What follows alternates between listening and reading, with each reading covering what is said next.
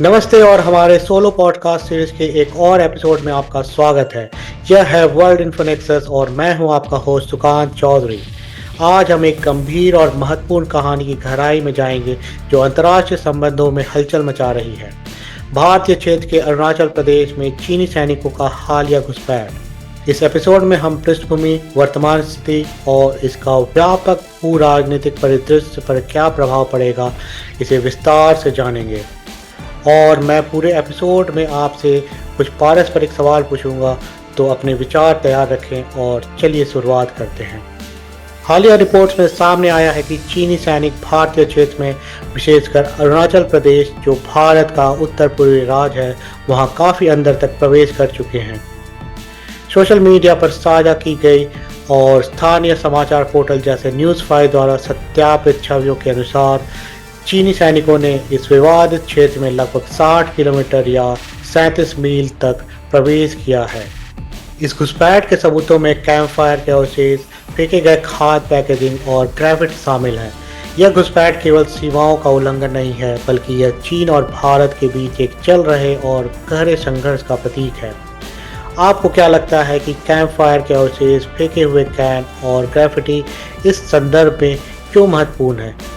ये संकेत हमें घुसपैठ की प्रकृति और समय के बारे में क्या बता सकते हैं? स्थल पर पाए गए ग्रेफिटी, जिसमें चाइना और 2024 का साल लिखा हुआ है, साथ ही 5 बिंदुओं वाला तारा भी शामिल है, हालिया चीनी सैनिकों की गतिविधि का स्पष्ट संकेतक है। इस तरह की मार्किंग अक्सर क्षेत्रीय दावों को व्यक्त करने या राजनीतिक बयान देने के लिए की जाती है। यह तथ्य कि यह स्थल खोजे जाने से केवल एक सप्ताह पहले छोड़ दिया गया प्रतीत होता है, इसमें रहस्य की एक और परत जुड़ जाती है। यह स्थल क्यों छोड़ा गया और इसका वर्तमान स्थिति पर क्या असर पड़ता है? क्या यह दर्शाता है कि चीनी सैनिकों ने अपनी उपस्थिति को जानबूझकर जल्दी से हटा लिया, या इसके पीछे कुछ और कारण हो सकते हैं? इस घुसपैठ के प्रभावों को पूरी तरह से समझने के लिए हमें ऐतिहासिक संदर्भ को ध्यान में रखना होगा। भारत चीन सीमा विवाद की शुरुआत ब्रिटिश काल में होती है, जब ब्रिटिश भारत की तिब्बत और चीन के साथ सीमाएं स्पष्ट रूप से निर्धारित नहीं थी। 1962 का भारत चीन युद्ध इस विवाद का एक महत्वपूर्ण मोड़ था। इस युद्ध के दौरान चीन ने अरुणाचल प्रदेश और अक्साई चीन, जो पश्चिम में एक अन्य विवादित क्षेत्र है, पर अस्थायी कब्जा कर लिया। आपको क्या लगता है कि 1962 का भारत चीन युद्ध जैसे ऐतिहासिक संघर्ष वर्तमान सीमा तनाव को किस प्रकार प्रभावित करते हैं?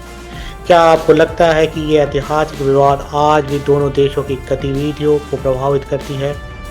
युद्ध के बाद के वर्षों में वास्तविक नियंत्रण रेखा LAC ने दोनों देशों के बीच डिफैक्टो सीमा के रूप में कार्य किया है, लेकिन यह अभी एक विवादित विषय है। 2020 में गलवान घाटी में हुए संघर्ष में 20 भारतीय सैनिकों और एक अज्ञात संख्या में चीनी सैनिकों की मौत हो गई थी, जो इस बात का प्रमाण है कि सीमा पर स्थिति कितनी संवेदनशील हो सकती है।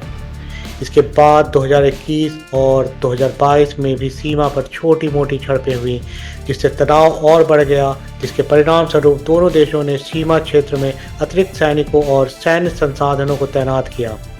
संघर्षों और झड़पों के इतिहास को देखते हुए आपको क्या लगता है कि सैन्य निर्माण का किसी देश के बीच तनाव को बढ़ाने या घटाने में क्या भूमिका होती है? क्या ऐसा कोई बिंदु है जहां बढ़ती सैन्य उपस्थिति उल्टा असर डाल सकती है और स्थिति को और खराब कर सकती है?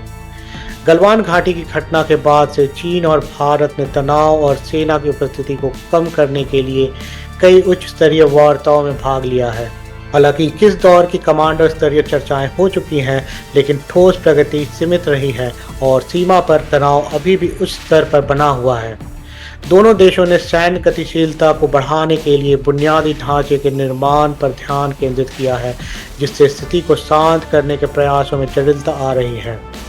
आपको क्या लगता है कि कौन सी रणनीतियां या उपाय चीन और भारत के बीच अधिक प्रभावी संवाद को सुगम बना सकते हैं? क्या कोई विशेष कदम या रियायतें हैं जो उनकी वार्ताओं में एक महत्वपूर्ण प्रगति लाने में मदद कर सकती है? अंतर्राष्ट्रीय स्तर पर अमेरिका ने इस मुद्दे पर एक स्पष्ट रुख अपनाया है।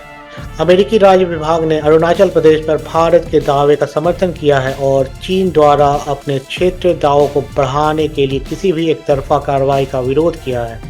राज्य विभाग के प्रधान उप प्रवक्ता वेदांत पटेल की टिप्पणियां अमेरिका की स्थिति को स्पष्ट करती है।